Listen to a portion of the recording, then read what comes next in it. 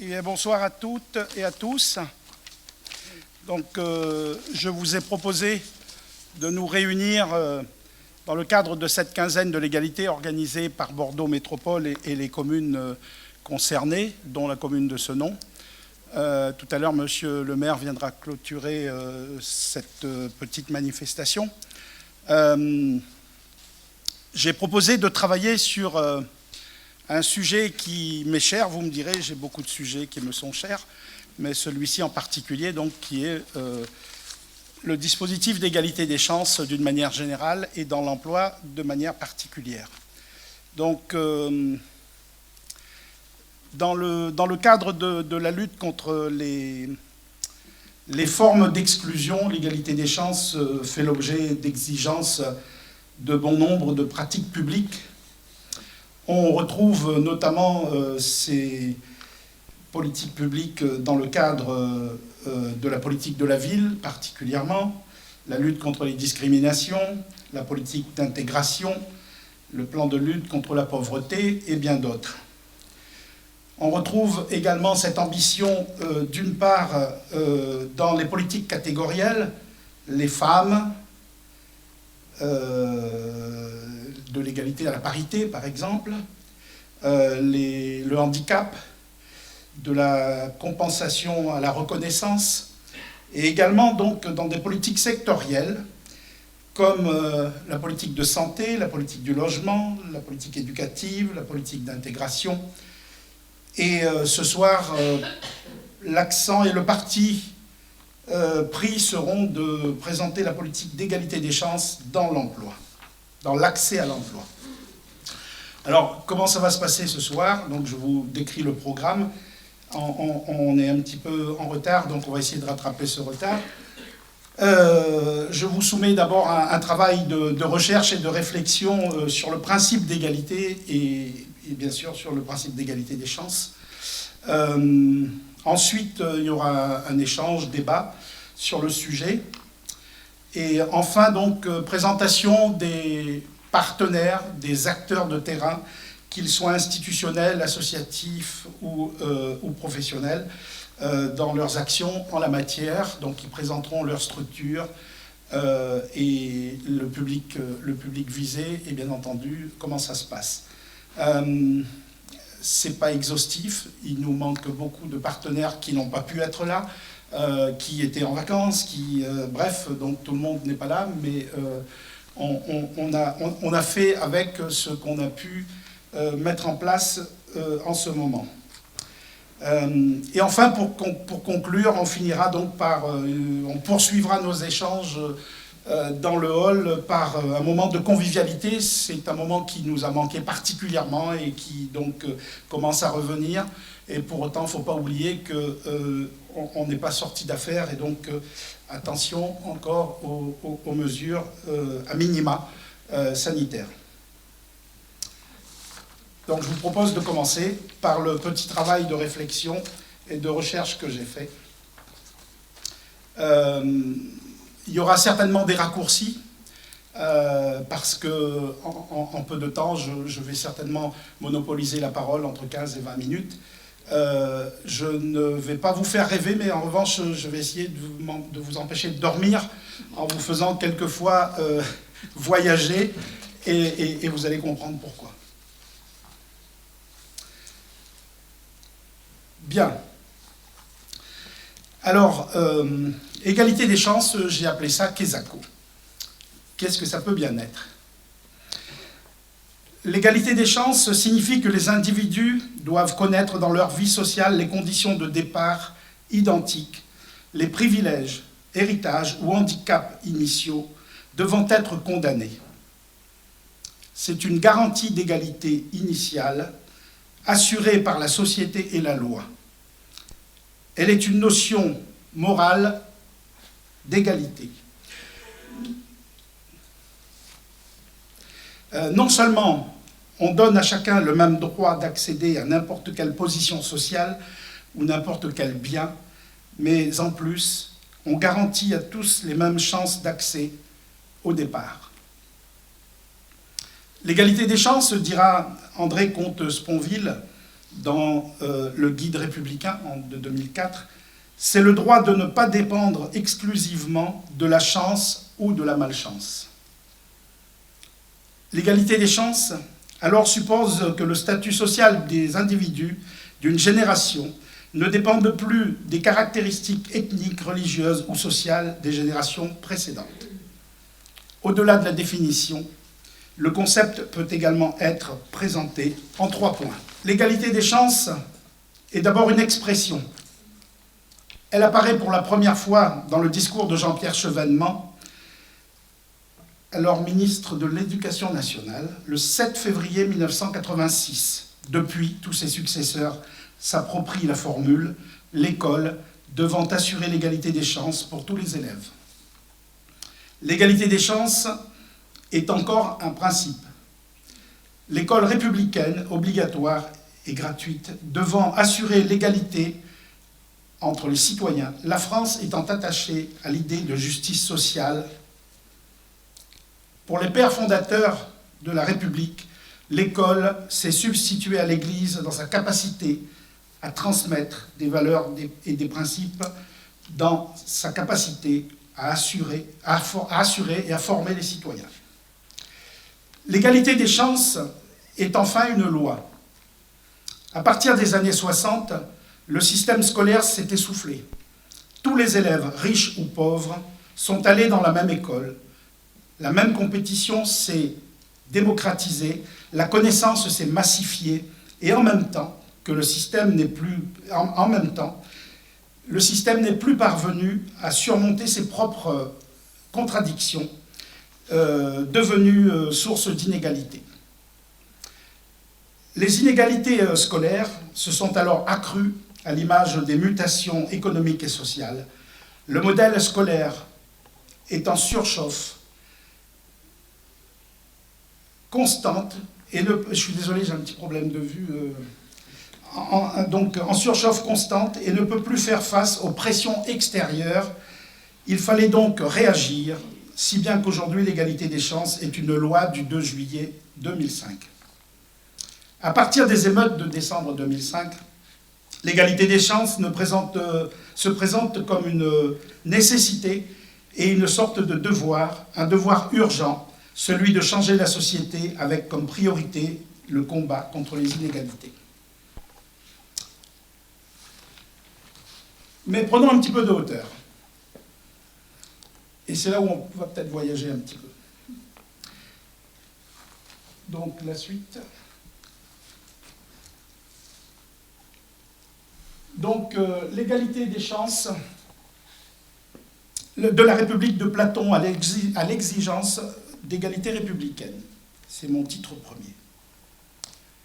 L'égalité du citoyen d'abord, parce que c'est un droit individuel. Depuis la marche d'Athènes vers la démocratie, la règle d'égalité sera au cœur du régime politique de la Grèce antique, et depuis, le principe d'égalité fonde l'ambition que les hommes doivent être traités de la même manière, avec la même dignité. Ils disposent donc des mêmes droits et sont soumis aux mêmes devoirs. Et quand bien même, si différents peuvent-ils être les uns les autres, les uns des autres, que ces différences soient physiques, économiques, culturelles ou sociales, ils disposent des mêmes droits et doivent être égaux devant la loi. Ce principe angulaire de toutes les démocraties s'imposera et s'ancrera de manière irréversible à travers l'évolution de l'humanité, par les usages et surtout par les traités qui se succéderont. L'article 6 de la DDHC, Déclaration des droits de l'homme et du citoyen de 1789, conformément à la pensée de Rousseau, viendra confirmer cette ambition en déclarant que la loi étant l'expression de la volonté générale, tous les citoyens ont le droit de concourir personnellement ou par la représentation à sa formation. Elle doit être la même pour tous. En France, la Constitution de la Ve République de 1958, avec la DDHC et le préambule de la Constitution de 1946, affirme en son article 1 que la France est une république indivisible, laïque, démocratique et sociale. Elle assure l'égalité de tous de tous les citoyens, sans discrimination d'origine, sans distinction d'origine, de race ou de religion. En Europe, la Convention européenne des droits de l'homme et des libertés fondamentales, adoptée par les États membres du Conseil de l'Europe, signée le 4 novembre 1950 et entrée en vigueur le 3 septembre 1953, font table de la loi et ont pour but de protéger les droits de l'homme et les libertés fondamentales. Et pour permettre le contrôle du respect effectif de ces droits de l'homme, a été instituée la Cour européenne des droits de l'homme, mise en place en 1959. D'autres textes, conventions, traités internationaux ou continentaux, sont venus confirmer, consacrer, sacraliser ce principe d'égalité devant la loi, ce principe d'égalité des droits. Ainsi, l'évolution vers ces principes généraux s'effectue et s'affirme pas à pas. Et depuis 1789, ces dispositions éclairent les hommes, fixent et réglementent les comportements pour ériger en valeur universelle le principe selon lequel tout individu doit être traité de la même manière par la loi et en vertu duquel aucun individu ou groupe d'individus ne doit être privilégié par la loi. La notion de justice sociale, une quête morale pour le corps social après le droit individuel. Mais revenons à notre République athénienne. Dans la cité athénienne, le corollaire de l'égalité du droit est la notion de justice sociale, préoccupation majeure de Platon. Dans la République, il alerte que la cité idéale ne saurait être juste si elle comporte des castes héréditaires. Et il faut pour cela que les cartes soient rebattues à chaque génération et que l'enfant soit éduqué très tôt, non pas pour ses origines sociales, mais en fonction de ses aptitudes et moyens. On retrouvera chez Aristote cette représentativité de la totalité sociale harmonieuse et ordonnée. C'est l'éthique à Nicomaque qui introduit ce qui devra être une répartition globale, équilibrée et équitable, raisonnée et raisonnable, en fonction du mérite de proportionnalité, et doit être proportionnée également aux valeurs intrinsèques. C'est ce qui va procéder de la fameuse distinction entre la justice corrective et commutative et la justice distributive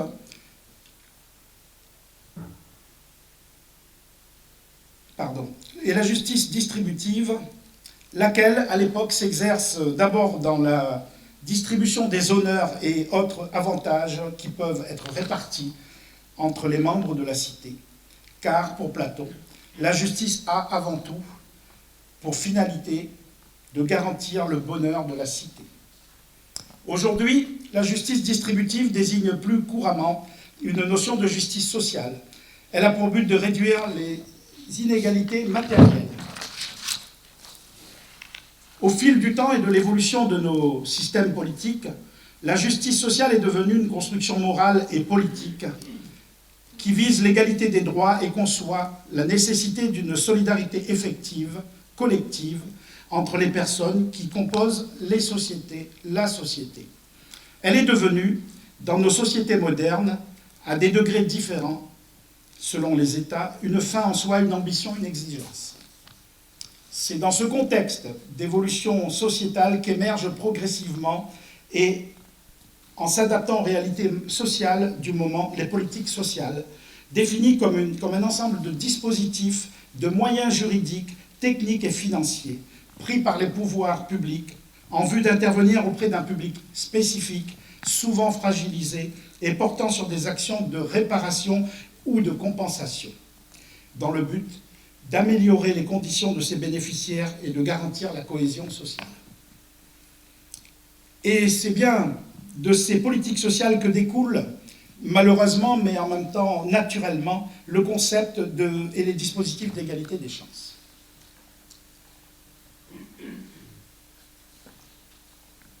Alors, ce concept opposé à celui de l'État, gendarme qui tend à limiter le rôle de l'État à ses seules fonctions régaliennes de justice, de police et de défense, celui d'État-providence élargit l'intervention de l'État au domaine économique, social, en vue de réduire les inégalités sociales. L'expression État-providence aurait été employée pour la première fois dans un sens péjoratif par le député Émile Ollivier en 1864, afin de dévaloriser la solidarité nationale organisée par l'État, opposable aux solidarités traditionnelles ou professionnelles la famille, les communautés, les corporations. Mais la création des premiers systèmes d'assurance sociale, d'assistance sociale à la fin du 19e siècle, système bismarckien en Allemagne, assurantiel, et celle anglo-saxonne de la solidarité sociale par le welfare state, inspirée du rapport de Beveridge et de l'économiste Keynes, qui lui défend la logique assurantielle où les prestations sont versées aux individus qui en ont le plus besoin. Ces deux systèmes ont fait évoluer les réflexions et les idées sur le sujet. En France, c'est la mise en place de cet État-providence qui s'est d'abord concrétisée par la création de la sécurité sociale par l'ordonnance des 4 et 18 octobre 1945, et notre système de protection sociale conjugue aujourd'hui les dimensions d'assistance et d'assurance sociale, notamment pour garantir les risques vieillesse, maladie, chômage et famille. Et puis on assiste à cette crise d'État-providence qui pourtant avait de belles promesses. Ainsi, dès la fin des années 70 et corrélativement à la crise économique, les limites de l'État-providence se font jour. Ralentissement de la croissance, installation du chômage de masse qui devient structurel, difficulté de financement de la protection sociale. Le paradigme change. Il a changé. Il ne s'agit plus, comme par le passé, de préserver la société contre les conséquences redoutées de la pauvreté, mais de garantir les droits aux individus touchés par la pauvreté. Dès les premiers chocs pétroliers, l'expression « les nouveaux pauvres » apparaît et il signifie une remise en cause radicale du discours des 30 glorieuses de croissance qui annonçait la fin de l'aide sociale généralisée par l'intégration de tous les citoyens dans les systèmes structurants assurantiels de plus en plus larges, de plus en plus sophistiqués de la sécurité sociale. L'installation du chômage de masse fait naître des situations inédites de pauvreté, d'où l'instauration de nouvelles politiques sociales en réaction. Par exemple, politique de lutte contre l'exclusion par la loi du 29 juillet 1998, politique publique de cohésion sociale, ou la loi du 18 janvier 2002 de programmation pour la cohésion sociale touchant à l'emploi, au licenciement et à l'égalité des chances. Cette loi est un des grands chantiers du gouvernement Raffarin. C'est le plan Borloo, alors ministre de l'Emploi, du Travail et de la Cohésion sociale, qui dote ce programme de plus de 13 milliards d'euros. C'est l'apparition des programmes de réussite éducative, des missions de l'emploi, etc. C'est dans ce contexte que s'inscrit le développement du concept d'égalité des chances avec un secrétaire d'État, Azouz Begag, chargé de la promotion de l'égalité des chances. C'est aussi, et en même temps, la consécration de nouveaux acteurs et l'ambition est renforcée par la politique publique inclusive de l'égalité réelle, appelée Loi pour l'égalité réelle hommes-femmes, du 4 août 2014. D'autres lois, depuis, sont venues renforcer ces ambitions. Ainsi, pour conclure, ces dispositifs d'égalité des chances s'inscrivent dans cette évolution des nécessaires interventions de l'État parce que la pauvreté et l'exclusion frappent un public altérisé, stigmatisé. Dès lors, des corrections doivent s'ajuster, s'affirmer, et aujourd'hui, les politiques d'égalité des chances se diversifient, se complexifient quelquefois. les actions évoluent pour s'adapter au public visé, ciblé, du secteur d'activité concerné et des acteurs publics, privés ou associatifs mobilisés. Aussi, pour poursuivre ou enclencher de manière efficace toute initiative innovante dans le domaine de l'égalité des chances, il me paraît utile de faire connaître les politiques publiques initiées, les différents dispositifs mis en œuvre, les actions expérimentées et de faire se rencontrer les acteurs engagés du territoire. C'est la modeste ambition de cette rencontre ce soir et peut-être vous avouer une ambition moins modeste. Vous faire partager ma conviction qu'il ne s'agit pas de s'engager pour l'égalité des chances, mais pour la République, pour la France de la liberté, pour la France de l'égalité, pour la France de la fraternité. Merci.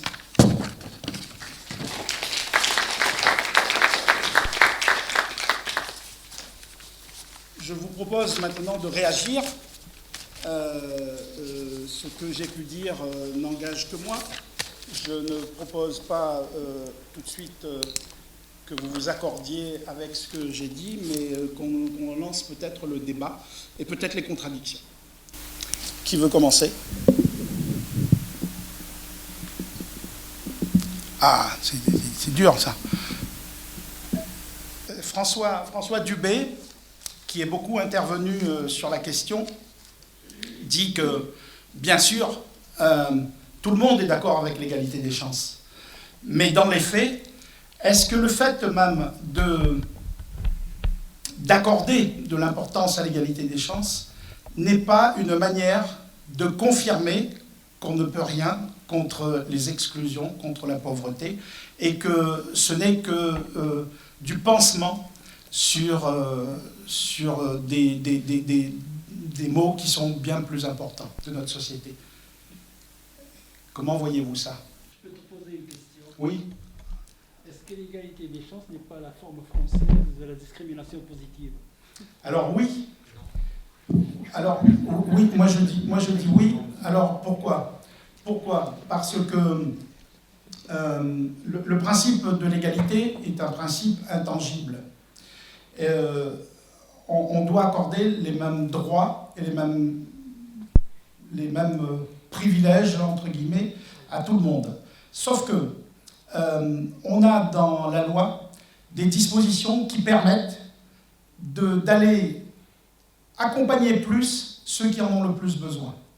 Et donc, à partir de ce moment-là, on est peut-être dans ce système. Je le pense maintenant. J'ai entendu un nom là-bas. Assume. D'ailleurs, c'était la position de Jean-Pierre Chevènement quand il a mis en avant l'égalité des chances, c'était d'aller à l'encontre de la méthode américaine de la discrimination positive. Comme tu l'as dit, c'est très juste, l'égalité des chances, c'est conçu comme donner des moyens en plus pour ceux qui veulent aller vers l'égalité. Le système américain de la discrimination positive, c'est de mettre en parallèle des systèmes de sélection différents en fonction de réelles discriminations anciennes. Donc c'est pas du tout la même chose. Si on prend par exemple l'accès aux écoles, l'accès aux grandes écoles, la discrimination positive aux États-Unis, c'est de mettre en place 2 concours parallèles ou des concours parallèles en fonction des communautés avec des quotas de réussite en fonction de ces concours-là. La démarche de l'égalité des chances en France, c'est de dire c'est le même concours à la fin, tout le monde passera le même concours. Par contre, on prend en compte le fait que certains sont dans des situations plus difficiles pour aller préparer le concours et on va leur donner des moyens de préparer le concours commun. Pas un concours différent, pas un concours séparé, mais plus de moyens pour aller vers le concours commun. Et ça, c'est fondamentalement différent parce qu'on raisonne au regard du citoyen qui est en situation de discrimination et on va aider ce citoyen à venir aller vers le droit commun et non pas en communauté qui fait qu'on part de l'idée qu'il y a des communautés discriminées et donc on va traiter en bloc la communauté et où au final on va favoriser une élite d'une communauté défavorisée au détriment parfois de personnes en fragilité de la communauté, elle, favorisée. Et on recrée les inégalités. Oui, c'est pas la transposition en France de la discrimination positive, c'est une forme française donc d'agir en amont sur les conditions pour, en fin de compte, arriver à cette fameuse égalité réelle et non pas égalité formelle. C'est pour cela que je dis que c'est une forme, mais ce n'est pas exactement la même chose. Je vous rejoins tout à fait. Et quand même, on voudrait de la discrimination positive, on ne pourrait pas, parce que le principe de l'égalité refuse donc les inégalités, de toute façon, qu'elles soient négatives ou positives. On a le principe d'égalité qui s'impose à tous. Donc c'est pour cela, c'est une autre démarche. C'est pour cela, comparaison n'est pas raison, d'après moi. Effectivement, c'est pour simplifier la démonstration d'ici qu'une forme. Moi, je pense que l'égalité des chances est un concept spécifiquement français, dont les objectifs, au lieu d'atteindre les mêmes résultats par la discrimination positive, on va agir sur la situation de fait et non pas la situation de droit pour améliorer les chances des personnes d'accéder à l'égalité réelle. Mais on se rejoint, Michael.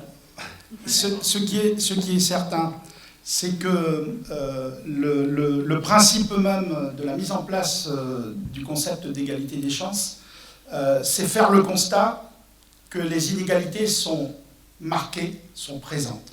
Et à partir de ce moment-là, comment, puisque deux individus citoyens français ne partent pas sur la même ligne de départ, ils partent sur la même ligne de départ, mais pas avec les mêmes atouts, pas avec les mêmes chances. Il y en a un qui est à pied, l'autre en voiture de sport. Donc le but, c'est d'amener celui qui est en position donc moins confortable, moins intellectuellement intéressante. Comment l'amener? Parce qu'il a les possibilités. Mais les concours de circonstances, la naissance peut-être, l'environnement, a fait que cette personne n'a pas les mêmes potentiels de départ matériel et intellectuel. Comment l'amener à travers donc un accompagnement spécifique à être sur la ligne de départ avec les mêmes atouts. C'est le principe, pour moi, de l'égalité des chances. Et je pense que, et Mohamed, tu as raison, c'est un principe bien français. Il existe par ailleurs, partout en Europe et aux États-Unis, mais on n'est pas sur le même constat. Là, on a vraiment cette exigence, cette volonté d'aller accompagner celui qui ne part pas avec les mêmes chances de départ. D'autres interventions? Tu as raison, en politique de la ville, effectivement, on utilise très fréquemment ce terme accompagner. Accompagner, mais dans tous les domaines et sur toutes les thématiques, que ce soit sur la réussite éducative, sur l'accompagnement à l'emploi, on parle toujours d'accompagner dans tous ces domaines-là. Et c'est vraiment le terme fort, accompagner. Voilà. Et je pense que c'est cet accompagnement qui peut réduire les inégalités.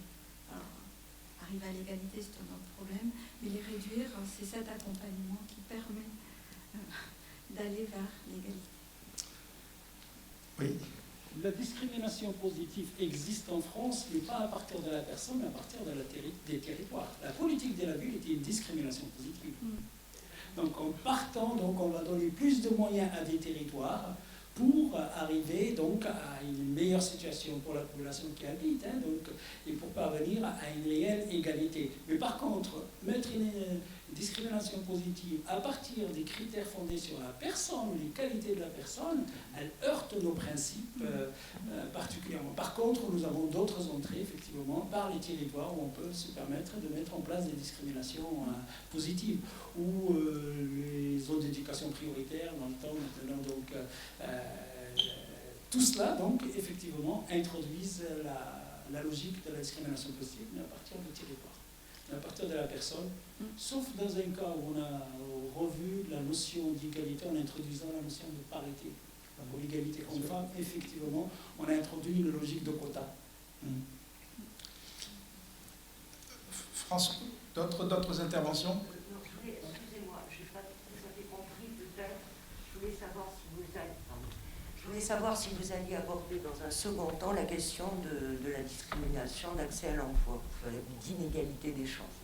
Vous allez en parler maintenant, je crois. Oui, il est prévu de faire justement un tour de table avec les partenaires, les acteurs de terrain, les acteurs institutionnels sur le principe propre de l'égalité des chances dans l'accès à l'emploi. Dans l'accès à l'emploi. Là, on est un peu plus généraliste, mais on va y venir rapidement. Ok, merci. À ce titre, d'ailleurs, François Dubé avait une belle réflexion qui m'avait interpellé. lorsqu'il parlait du mérite, et notamment du mérite qui passe par les concours de la fonction publique. La fonction publique, vous le savez toutes et tous, recrute d'abord et essentiellement, sauf cas particulier aujourd'hui, mais sinon l'accès à la fonction publique se fait par concours. Et bien entendu, donc, les places sont chères, de plus en plus chères, ça on en a bien conscience, mais soulève un problème.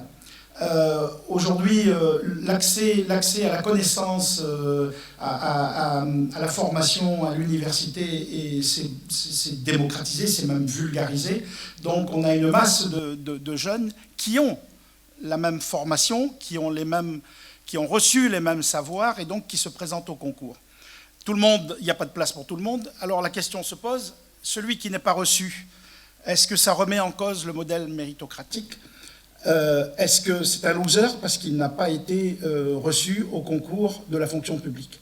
Moi, je n'ai pas de réponse, mais peut-être que ça peut soulever des interrogations. Allez-y, madame. Moi, j'avais une... Excusez-moi.